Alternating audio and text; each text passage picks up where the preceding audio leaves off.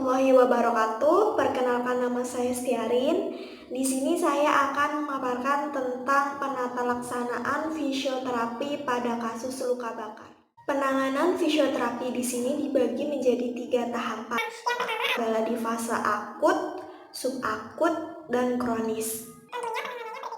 Pada fase akut, tujuan fisioterapi di sini adalah untuk mencegah resiko terjadinya komplikasi, mengurangi edema atau bengkak, mencegah adanya kontraktur, dan melindungi luka agar mempercepat proses penyembuhan. Intervensi yang diberikan bisa berupa imobilisasi dan positioning. Mencegah kontraktur, kita juga menggunakan positioning. Misalkan luka bakarnya di daerah dada, daerah leher atau mana, itu disarankan tidak menggunakan bantal di belakang kepala karena posisi pasien itu akan seperti ini. Nah, bila ini terjadi waktu lama, itu akan terjadi pemendekan otot di sekitar leher. Jadi posisi pasien nanti akan cenderung lehernya menangkuk seperti ini.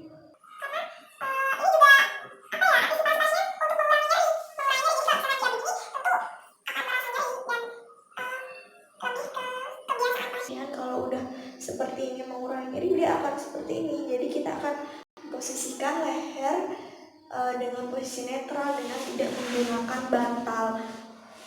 Terus untuk melindungi luka itu ada namanya Coban. Itu bahannya lebih halus dan tidak lengket pada jaringan, jadi lebih aman untuk luka bakar. Pada fase akut luka bakar, terutama pada daerah tangan, itu biasanya akan terjadi crawling, jadi dia akan seperti ini. Nah, kita harus memposisikan ini di mana ada 30 derajat ekstensi wrist, terus 70 sampai 90 derajat MCP, dan ekstensi dari PIP-nya. Jadi, nah ekstensi harus dalam posisi seperti ini. Oke, selanjutnya kita masuk pada fase subakut. Nah, pada fase subakut tersendiri ini terjadi penutupan luka primer. Jadi tujuan fisioterapi di sini adalah untuk mengoptimalkan pertumbuhan jaringan penutup bekas luka, ya, biar tidak terjadi scars atau keloid yang berlebih. Terus kemudian adalah mencegah kontraktur dengan meningkatkan range of motion, bisa dengan stretching, gerak aktif, gerak pasif, dan lain sebagainya. Selain itu, kita juga bisa memberikan massage di area luka jika lukanya sudah tertutup supaya tidak terjadi keloid berlebih. Jadi untuk gerak aktifnya sendiri, kita bisa menginstruksikan pasien. Contoh area luka bakarnya di tangan. Nah, kita bisa menginstruksikan pasien untuk menggerakkan tangannya.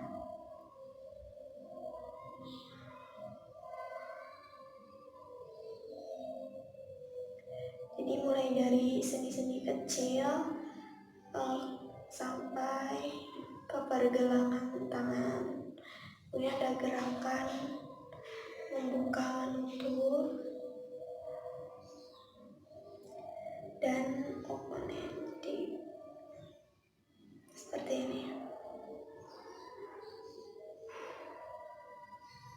Kemudian untuk gerak pasifnya sendiri bisa dibantu dengan fisioterapi.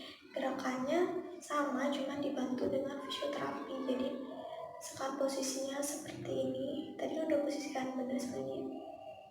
Kita gerakin dari ujungnya. Jadi mulai dari segini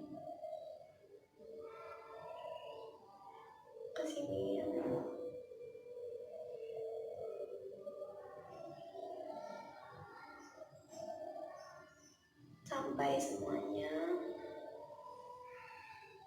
Terus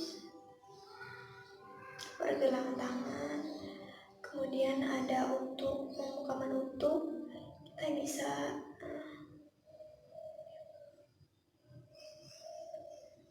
gerakan abduksi jari.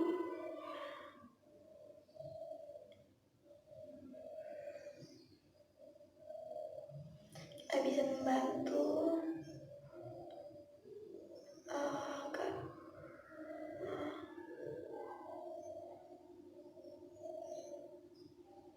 seperti itu kurang lebihnya. Terus untuk gerakan aktif pasif tadi dilakukan sampai dengan sesuai regionya ya, jadi nggak cuma di ujung aja, tapi sampai waist, sampai elbow, sampai dengan shoulder, daerah bahunya. Begitu juga di bagian tungkai. Untuk mobilisasi aktif dan pasif bisa diberikan 15 sampai 20 menit 2 sampai 3 kali dalam sehari. Dan untuk stretching juga bisa diberikan 30 sampai 45 menit 2 sampai 3 kali dalam sehari. Nah, untuk pemberian massage sendiri atau pijat di sini adalah bertujuan untuk mencegah adanya kontraktur, lagi-lagi kontraktur, kemudian untuk memperlancar sirkulasi. Jadi massage-nya bisa berupa fluoride. Jadi contohnya misalkan luka bakarnya di sini ya. Jadi kita bisa menggunakan massage fluoride di sekitar luka bakarnya.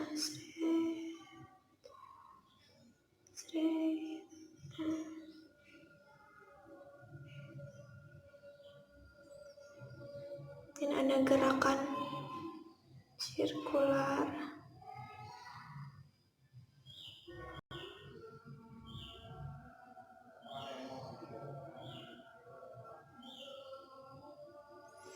Di sini juga ya. Jadi semua seperti ini.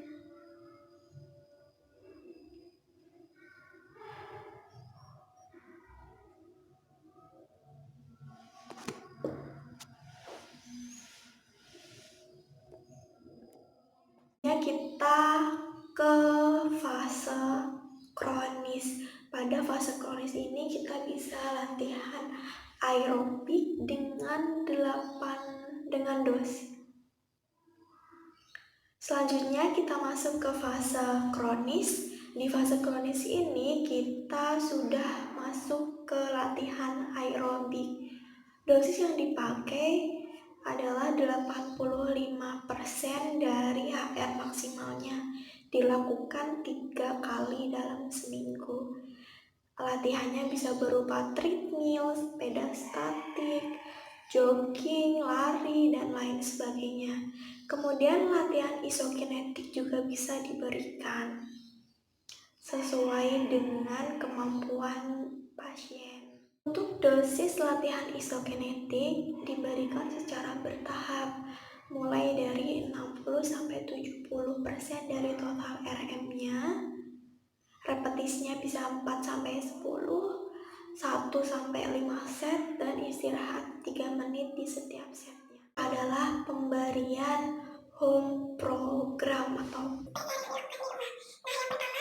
fokus pada stretching. Terus ada massage yang dilakukan 2-3 kali dalam sehari. Kemudian ada latihan aerobik, bisa jogging biasa di rumah. Terus untuk mempercepat regenerasi sel dari bekas lukanya tadi, bisa menggunakan krim pelembab yang cocok, yang mengandung moisturizer. Terus jangan digaruk, kalau gatal cukup ditepuk-tepuk aja. Demikian tadi pemaparan penata laksanaan fisioterapi pada kasus luka bakar. Kurang lebihnya saya mohon maaf. Terima kasih. Wassalamualaikum warahmatullahi wabarakatuh.